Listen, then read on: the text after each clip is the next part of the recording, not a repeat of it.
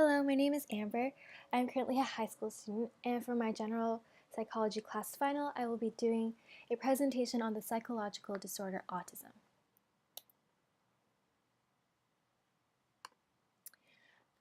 So I've always been interested in psychological disorders, but I chose to focus my presentation on autism because I personally know someone who has autism, and he happens to be a family member.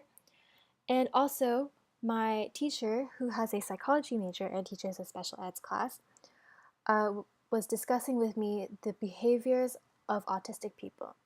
And during our discussion, what stuck with me the most is that she mentioned how rates of autism have been increasing in recent years. And so I was interested and I wanted to learn more about the components of autism. So on this slide, if you look at the surveillance year, 2000, we can see that there's about 1 in 150 children who have autism, but in 2014, there's a dramatic increase to 1 in 59 children who have autism. And this is the increase I was talking about that my teacher mentioned. So, when an abnormal behavior persists, it can lead to a psychological disorder. And there are three components to abnormal behavior: deviant behavior, which is behavior that upholds social standards; maladaptive behavior, which interferes with a person's ability to properly function; and personal distress, which causes a person to feel troubled or stressful over a long period of time. So, what are the causes for people to develop abnormal behavior? There are biological, psychological, and sociocultural factors. And so, some biological factors include organic internal causes, such as the brain, genetic factors, and transmitters. And this can affect the way a person behaves and thinks and interacts with people. A psychological factor can affect a person's experience, their thoughts, their emotions, and their personality characteristics. And a sociocultural factor can be influenced by their culture and their environment.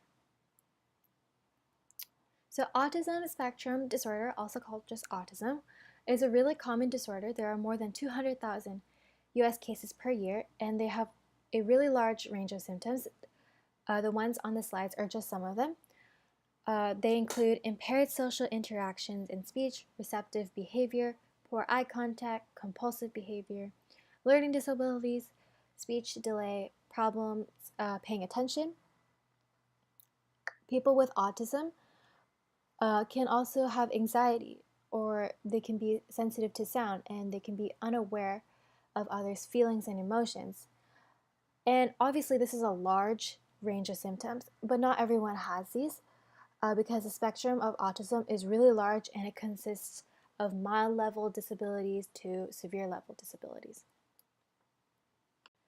So the causes of autism are most likely genetic and neurological factors, and there have been studies that have found mutations and GABA to be associated with autism. So a study done at the Washington University School of Medicine in St. Louis found that there was a mutation that caused neurons to form too many connections. And when you have an increased amount of connections, that means you also have an increased amount of synapses. And an increased number of synapses creates miscommunication, and that correlates with impairments in learning. So in the study, researchers removed the ubiquitin gene RNF8 in mice and found that neurons formed 50% more synapses without the gene. And they were also tested, and they were tested on their motor skills, which they all failed really badly. And this pretty much shows that the lack of the ubiquitin gene may be the root of the problem, and it also suggests that malfunctions in communication between brain cells could also be the root of autism. So another cause of autism could be the neurotransmitter GABA. There was a study at Harvard led by Caroline Robertson, and it tied GABA to autistic behavior. So in the study, there were two groups. There was people who displayed autistic behavior, and there were people who didn't display autistic behavior. And they were tested with a test called binocular rivalry, where different images are presented to each eye and they are switched. Um, and they found that autistic people had an oscillation 2 times longer than people without autism. And after the study, they measured neurotransmitter levels, and the researchers found that people with autism did show normal levels of GABA, but their relationship between GABA and visual perception was far lower than expected, and it led them to believe that there's a deficient GABA signaling pathway in people with autism. GABA contributes to motor control and vision and other cortical functions. So on this slide, there is a link to a YouTube video, and the video talks about the correlation between GABA and autism. So I recommend you checking it out. It's only like 4 minutes. Some other risk factors in autism is a person's sex. And I found this really interesting because boys are 4 times more likely to develop autism spectrum disorder than girls are. And it was originally thought that this was because of a mutation on the X chromosome. However, only 5% of the genes responsible for brain development are on the X chromosome. So pretty much there aren't enough brain development genes to account for a difference in the gender bias. And so a study was conducted, and this is on the American Journal of Human Genetics, by the way. And anyways, a study was conducted, and they found that women are more likely to overcome genetic mutations and therefore less likely to develop neurodevelopmental problems. And they speculate this because men only have one X chromosome while women have two.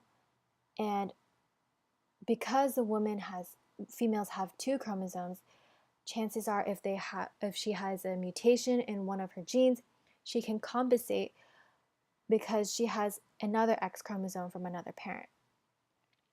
Another risk factor is family history. Families who have one child with autism have an increased risk of having another child with the disorder. Preterm babies also have an increased risk of having autism.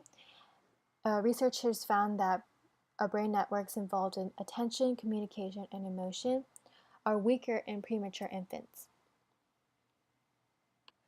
The last risk factor that contributes to autism is the parents' ages. And in a study, it showed that there may be a connection between children born to older parents and autism, but there's not a lot of research to establish this link. For now, the most prominent hypothesis is that the sperm of men accumulate more mutations as they get older and then pass it off to their children. So for treatment, people who have autistic behavior can get therapy, and this is just an example or two examples of types of therapy. There's family therapy and behavior therapy, and there's also medication. There's antipsychotic drugs, and what they do is they help regulate functioning of the brain circuits that control thinking, mood, and perception. So what I learned from doing this presentation and the research is that psychological disorders have so many components to them. There are so many factors that contribute to one disorder, and that mutations can change a person drastically. Some mutations don't do anything, they can be hidden, but some mutations can change a person so phenomenally. So I can use this information by helping to break the stigma. I think that people should understand that autism isn't a mental disease. It's a disorder that people are born with. They don't contract it or anything. So I think it's really important to spread awareness about how this is formed. Here's my works cited, and thank you for listening.